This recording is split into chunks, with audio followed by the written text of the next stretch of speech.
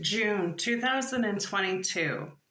My son Brian was experiencing either immobility and catatonia or non-convulsive status epilepticus. And the difference needed to be made known and should have been made known in Helen Joy Newberry's ER.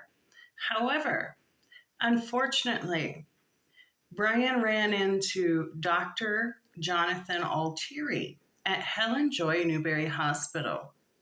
And what happened there is I asked the ambulance workers and I asked Dr. Jonathan Altieri of Helen Joy Newberry Hospital to take their false diagnosis, their misdiagnosis, their misspeak of cerebral palsy off of Brian. He's never had that. All of his pediatricians at birth, from birth to age 12, when Brian developed neuroleptic malignant syndrome from taking risperidone, which turned into catatonia, will tell you he never had cerebral palsy. His feet never looked like that. Cerebral palsy is diagnosed between the ages of 0 to 3. If it's diagnosed at a different age, you're probably looking at a misdiagnosis. And the problem with that was not that I wanted to get them. I had no desire. I'm trying to get Brian proper help to determine, is this non-convulsive status epilepticus or is this immobility and catatonia, is life or death. Okay? And a person can die from non-convulsive status epilepticus. However, Jonathan Altieri was not concerned with his patient. He was not concerned with any of that. What Jonathan Altieri was concerned with was covering up for the hospital, covering up for Dr. Vicks, who had a misspeak that became a diagnosis of calling Brian somebody that has cerebral palsy, and who did not listen to me when I was telling him this is catatonia. All the signs that this catatonia was a medical emergency was there when Dr. Vicks kept ignoring me and calling it cerebral palsy. So Jonathan Altieri in June 2022 attacked, just as his nurse Cheryl Labs said he would. And I thank God for you. I assume you don't work there anymore, so now it's safe for me to talk, because otherwise it would all be behind my back. He had changed the nurse's notes, or she went ahead and just put them in the way he wanted her to.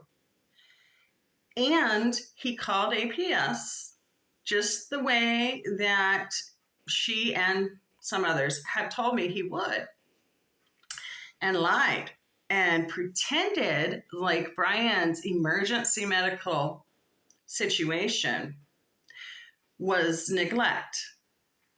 Brian was never on the floor for 3 days the way Jonathan Altieri wants to paint it. He's never been covered in poop. And when Jonathan Altieri says that about me, he says it about a nurse. He also says it about other children that are in the home. He's not just accusing me. He's accusing our entire family of doing things we've never done. But it doesn't end there. Jonathan Altieri continues and continued to attack Brian. Brian could die. And this is what Jonathan Altieri did. And all those who agree with him, they should have their medical licenses removed. Okay? If they have any kind of license, they should be put in jail. Jonathan Altieri should be put in jail. Okay?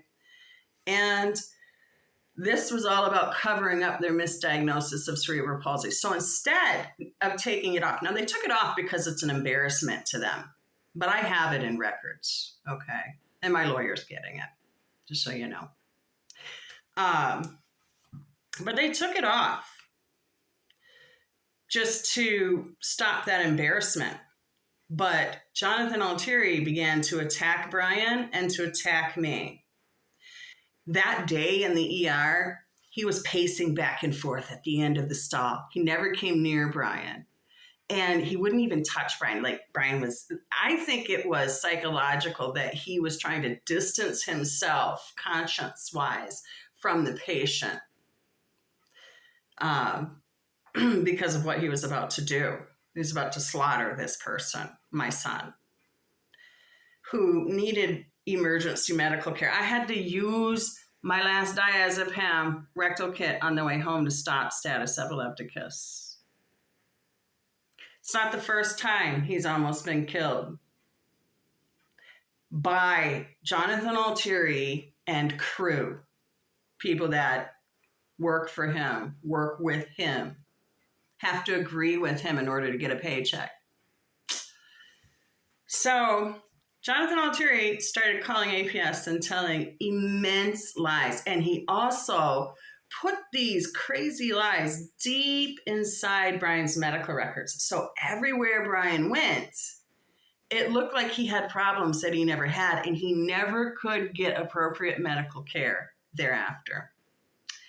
Even in places that would have understood, they were too busy trying to investigate me, who had been slandered, in order to cover up, their misdiagnosis of cerebral palsy. They were too busy with all of this distraction and lying, probably some misdiagnosis as well, unless they had all been pulled off. Helen Joy Newberry Hospital does not want to just give up the nurses' notes. They don't want to just give up the records. Now, catatonia can be misunderstood, and depending on which emergency department you go to. If you go to a psychiatric emergency department where catatonia is normally dealt with, then it won't be misunderstood. But try to find that ER, okay, in the UP. That's difficult. And it's, catatonia is a little bit more obscure than some other conditions. Brian's baseline is only autism, at any rate.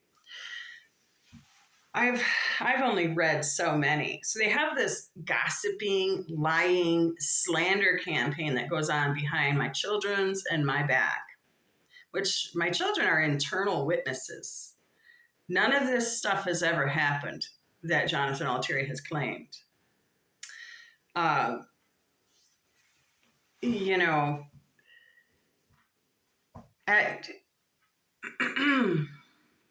So the thing is simply that, not only does Brian have to contend with misdiagnoses, which the majority of those might have been pulled off and misunderstanding, but he has to contend with these lies, which have stopped, prevented, and destroyed his medical care. The U of M was investigating me. And I talked to APS. And that's the other thing. When Jonathan Altieri calls APS, now I'm trying to go to the ER. APS is just doing their job. They have to follow up. Sometimes they're trying to excuse you, so they chase you to the ER. Or they send someone to the ER.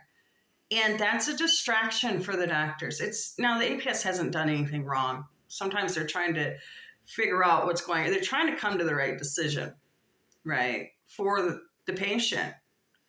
But that in itself colors Brian's family in ways that is not true and aligns itself with the slanderer, not particularly intentionally. APS might just be excusing you. Well, she's getting emergency care. Well, they're at the ER.